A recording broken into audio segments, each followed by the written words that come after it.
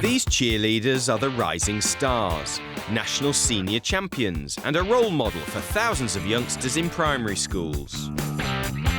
Once just the stuff of American high school movies, cheerleading is one of Britain's fastest growing sports. I love it. It's like a thrill. The rush that you get, oh, amazing, amazing. The thrill of like being thrown in the air. Combining elements of dance and gymnastics with high-energy stunts, cheerleading provides excellent opportunities for girls and boys in British schools. It's scary, but you've got to have a lot of trust in your bases. You don't even need to have done any sport before to actually start. The athleticism and teamwork required are a very good fit with the healthy living agenda. I've coached in quite a few schools around my area in Manchester, and the girls love it. It's absolutely loved in schools, and I've found that a lot of teachers are interested in learning how to teach cheerleading. It's key that cheerleading is delivered in the proper way within the education system, that it's pitched at the right level, that it's not just elite training, that it is done at grassroots level. This way they learn safely with the right guidelines. 5, 6. In this programme, we visit a primary school in Coventry, where more than half the pupils, including some boys, have become cheerleaders. Many aspire to be champions themselves one day. We hear how a former GB international has inspired a teacher to train as a cheerleading coach herself, and how thousands of pounds was raised to send a team to the national championships. And we'll find out the difference between daggers and broken tees.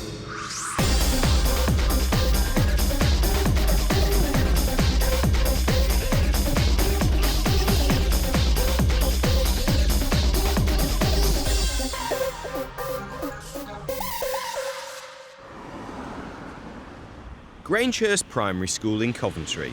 Cheerleading stunts are being practised. Okay. All right, first action. Chicken in a hen house. Right, Becky, put your bum in the air. Fire hydrant. Your knees on the floor, hands on the floor. Bunk beds, off you go.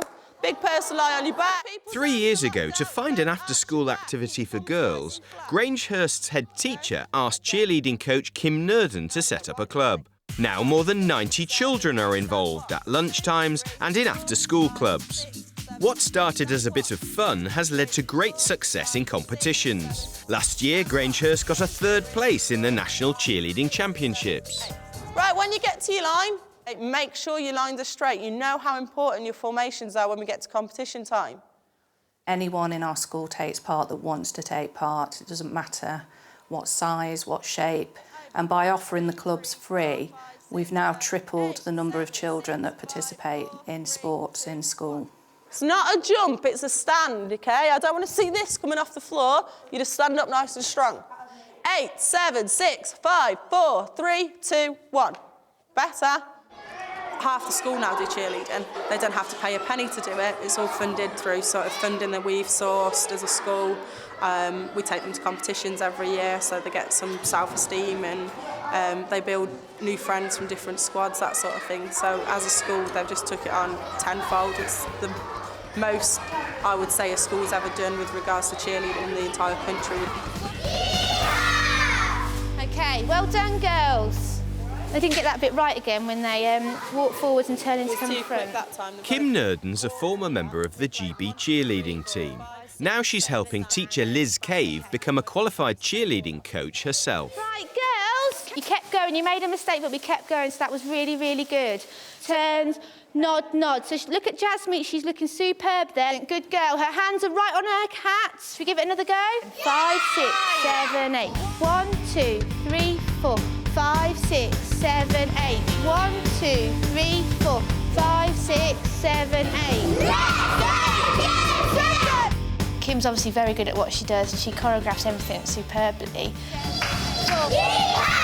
Really our focus is they're so keen to compete.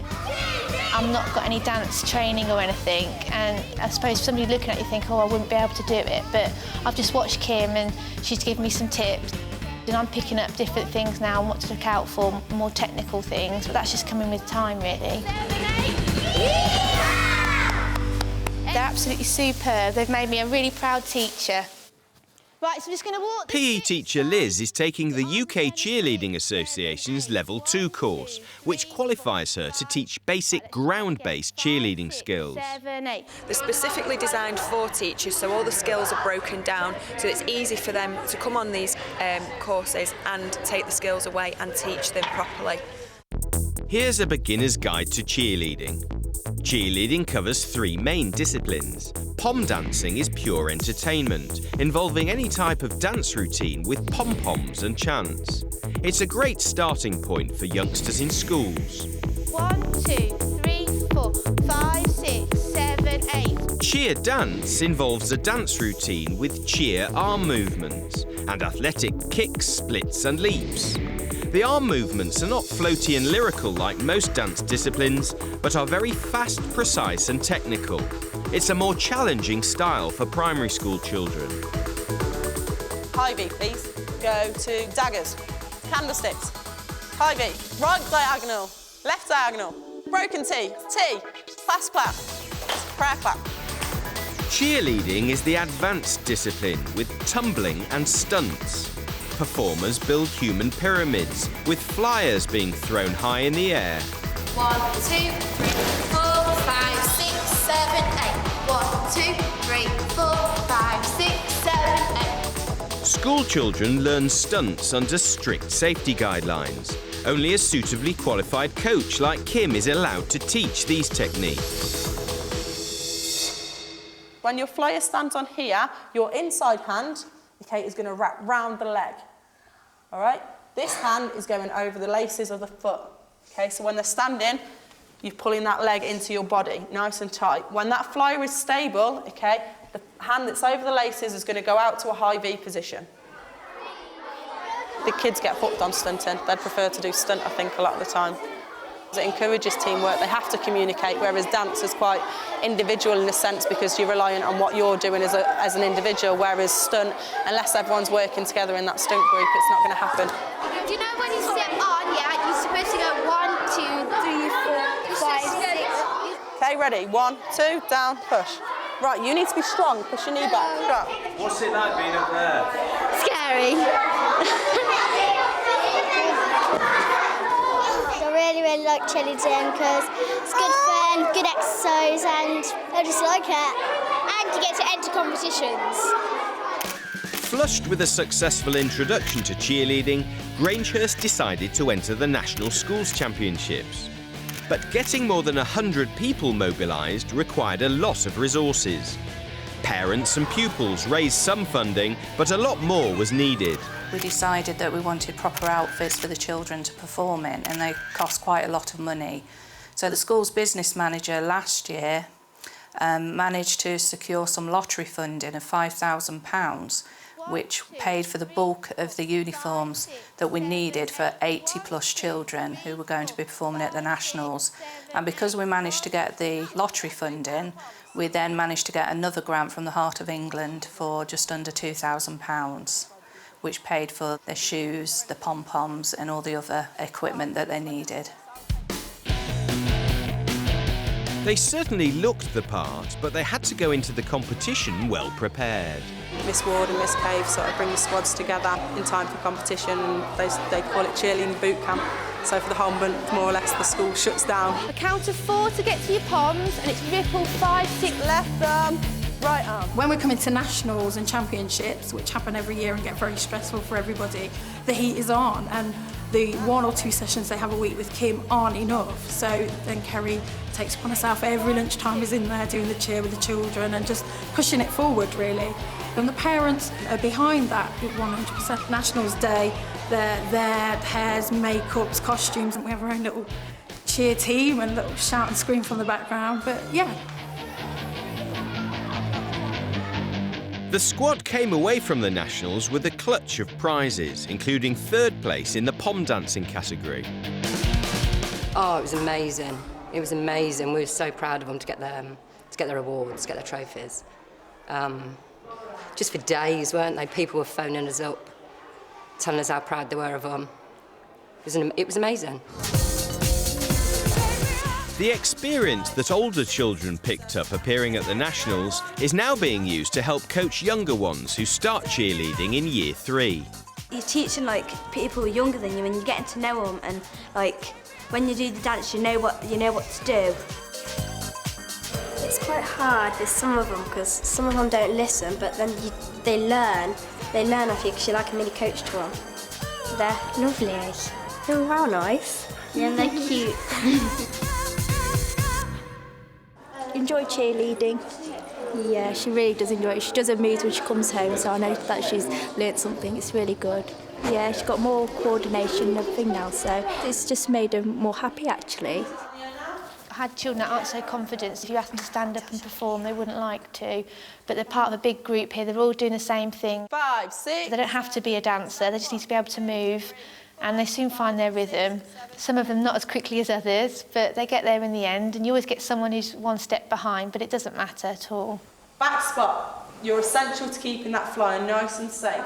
Lift them up. And cheerleading had a role in boosting Kim Nurden's own self-confidence. Make sure they're safely on the ground. I got bullied quite a bit at school, but cheerleading really turned me around because it meant there was a place I could go and be myself. I just used to throw myself wholeheartedly into it and used to love it.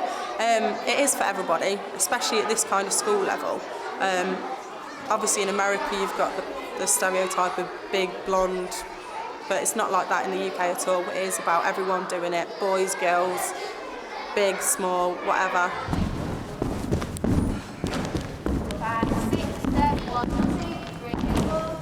If people came to watch what we actually did, I think they would be surprised and maybe not stereotype the fact that we just jump around with pom-poms in our hand, because that's not what we do. You have to be really strong, really dedicated, and quite athletic to be able to do the higher level stuff that we do in our routines. It's a boy's prerogative. If he wants to use poms, he can. And there's another stereotype being broken, that cheerleading is just for girls. At Grangehurst Primary, the boys join in. It's really good because when you shake the palms, it's really nice sound. It's like it's raining and then all of a sudden it stops. And in one of her after-school clubs, Kim's got some more lads involved. It seems being a boy can have its advantages. So what's good about it? The girls. And I just found it a good laugh and worth coming. We are breaking down this stereotypical idea that it is just for girls. We're encouraging more boys all the time, especially younger boys that are coming into it, and they are sticking with it. And also at university level, lads are now getting involved when they've been involved in other sports, and they're crossing over into cheerleading and seeing that it is something for guys as well as girls. So, whether it's a high-octane sport or just a healthy, inclusive activity you're looking for, cheerleading offers pupils and teachers some great opportunities.